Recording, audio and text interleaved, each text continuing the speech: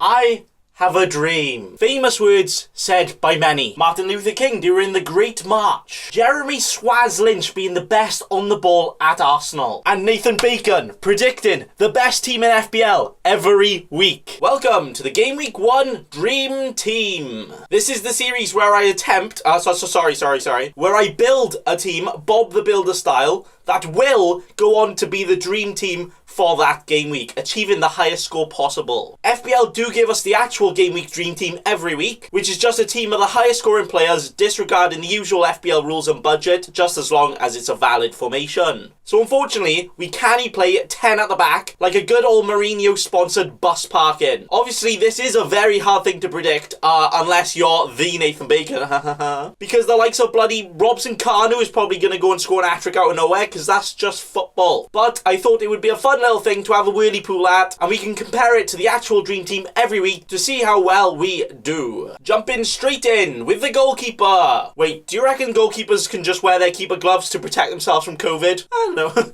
Anyway, I'm going for Mccarthy. Now, I am going to end up using major selection bias to the players I have in my team, especially in Game Week 1 when I'm selecting my own team, but I can't help it, okay? I'm sorry. I was really close to going Patricio here, with Wolves' sexy recent defensive form, and Sheffield United having a phobia of scoring. But half of their defenders are either in an hospital bed or trying to social distance from the Wolves team himself and joining other teams, so don't fancy it quite yet. So I decided to go for Alex Mccarthy of Southampton. Their defensive form has been the best it's ever been in a long time at the end of the last season, whilst they are playing the poor Palace away first. Not only did Palace manage to score the least goals out of any team in the league last season from teams that didn't get relegated, which kind of hints towards a clean sheet for the other team, I think. But also, Southampton's away form last season was the third best in the league. Whether behind closed doors, you got no fans atmosphere must help them, apparently. But Palace have strengthened their attack recently, but Eze is now apparently a slight doubt. So I could really see Southampton keeping a clean sheet here. Probably require McCarthy to make a couple of saves in the process too, getting those extra save potential bonus points. So McCarthy is here, having a snooze, and he makes my first ever FPL Dream Team Predictor Team thingy-majiggy. Moving on to our defence, our brick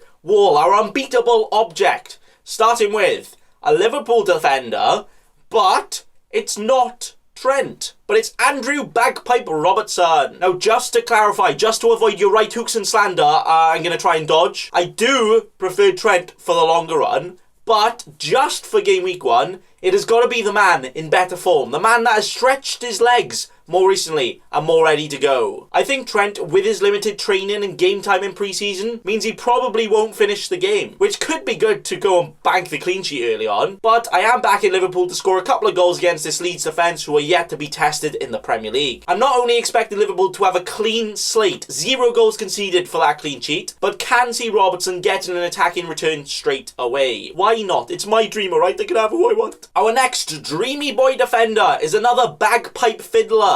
It's Kieran Tierney. Also had a bit of stretching in his legs, putting in some good performances lately. Now, he might be playing as a third centre-back, which would probably limit his attacking returns, but it is also quite likely he could play on that wing-back role. With now Arsenal actually having more central defenders and ones that don't look like Sideshow Bob. But if he plays more centrally, more chance of bonus from tackles. If he plays more wide, more chance of attacking returns. And then with Arsenal playing Fulham, who don't look like they'll be strengthening their squad too much more, could be one of the easiest clean sheets of the season. Well, unless a certain Serbian fancies choke slamming anyone and having a say in that, but I don't think that will happen. I mean, it could, but I don't think so. With the last defender to end the back line, it's Mr. Stevens. Now, he is a player. Yeah, did you know that? But a player I'm actually expecting to have a decent FPL season. But I hope you're in the same boat as me, where you value yourself way too much to bloody spend 5.5 million on a Sheffield United defender. But against a Wolves team that struggled to threaten the goal at all at the end of last season, where Sheffield United are quite good defensively, can we see an easy clean sheet in the bag? But then also, potentially, some attacking returns too. Where, at the time of recording this, Wolves Wolves don't have a single player that can play right wing back to replace Doherty with, other than Small Arms Traore, and he's not really well known for his defending, is he? And that is the defence here done. So of course I've gone for the attacking fullbacks that are probably most likely to get a clean sheet, because as you know, if a defender gets attacking returns and a clean sheet, they are very, very likely to get on those boner points unless their team goes and scores like 5 golassos. So it's quite hard to guess the top scoring defenders, because I bet you someone like Kyle Bartley from West Brom will just end up getting like 9 points in the clean sheets and all the bonus points for keeping Vardy in his back pocket the entire game. But these guys are who I'm going for here. With our first midfielder of the day, the first midfielder to appear in my dreams for this team. It's a Liverpool winger that's priced at 12 million, but it's not Mo Salah. It's Sadio Mane. Now, hey, okay, put your pitchforks away. Put your burning torches back in your handbag, and I have reasons, alright? Now, I, like most of you, do prefer Salah for the longer term pick, but we have all seen, not only does Salah not quite look up to speed quite yet with his performances in pre-season, but, more importantly, his new mop chop. He has not proven yet that with his new trim, he can score all the goals again. So I think the safer option just for this week is actually the always informed Sadio making you happier. I know the Leeds defence isn't the worst,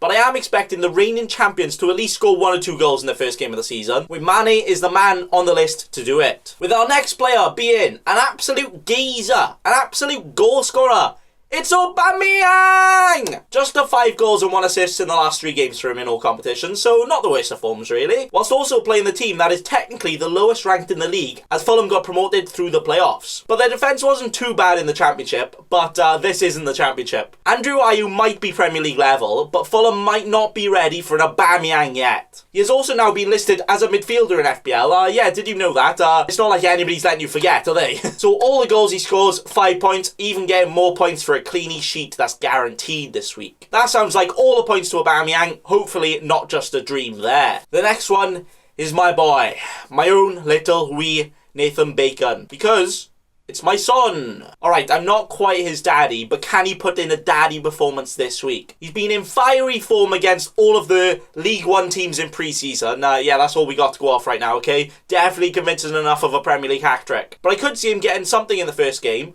or even though Everton have had some much-needed strengthening in midfield, the defence can sometimes be a bit wibbly-wobbly, where Son will probably be up against the John Joe Kenny of Everton, who can be good on his day, but might not have the same vibe and the same vibrations of his new Everton teammates, as he was out on loan last season. So I'm not sure if he can hold and pin down Son and stop him from Gary whacking in all of the goals. But maybe this may not be the case with the Mourinho Spurs, as they may be timid and shy of that goal. Ooh, Mourinho Basu! But we will have to see by closing our eyes and dreaming of the dream team and seeing if Son can do it. Then, my next pick here, our final midfielder, is actually wacky, okay? He's probably more likely to complete like 32 step overs and roulettes than actually have any say in any goals. But it's the silky smooth Saint Maximum. Now yeah, if I made this video like 2 days ago, he wouldn't be anywhere near this list. But Newcastle have actually signed some players, and ones that can actually do a goal, with the likes of Ryan Fraser, but more importantly, Callum Wilson joining the Geordies. Now I would put Callum Wilson in this team if I knew he would definitely start and play, but I'm not sure he's fit enough to start right now. So sorry Wilson, I don't fancy you because I don't think you're quite fit enough yet. But I feel like Saint Maximum is the most likely Newcastle forward to be involved in some goals, where they play the very, very wibbly jelly West Ham defence. Now obviously I could have gone for a Salah or a Havertz, but I just really think West Ham are going to be as easy to blow over as their own bubbles.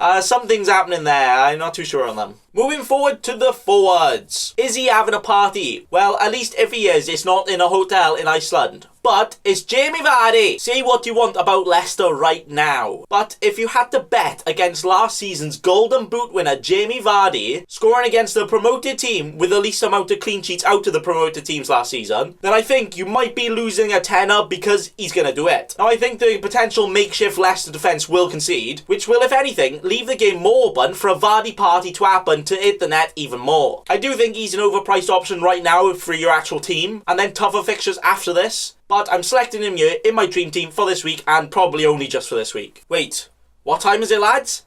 Is it Timo time? Where Timo Werner joins my lovely dream. Now, Brighton might actually be quite a lot better defensively, but when you got a new £200 million front line, you're expecting some attacking returns, right? If they ain't scoring, then I think they need a big slap on the wrists if they don't. But who other to get those goals than their now, hopefully, main striker? Unless big man Olivier Giroud ends up starting, which, would we be surprised? But Timo can not only play as a striker, but can also play on both wings, so is likely to play the majority of games somewhere on the pitch, so are more likely to score.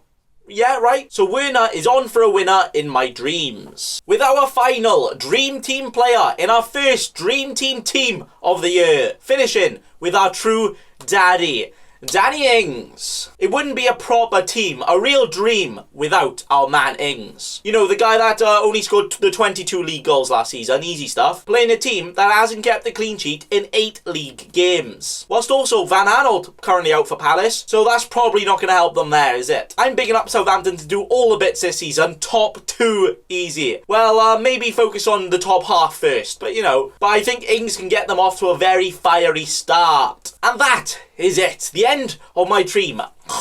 Bedtime for me now. Now, this probably isn't going to be the dream team at all, let's face it. Because, how the heck can we predict all of that? But this is not only fun to try and play around with and have a guess with anyway, but could also potentially back up some of our decisions in captains and transfers. As I believe that these players will be the most scoring this week, so why wouldn't I want to transfer these players in, right?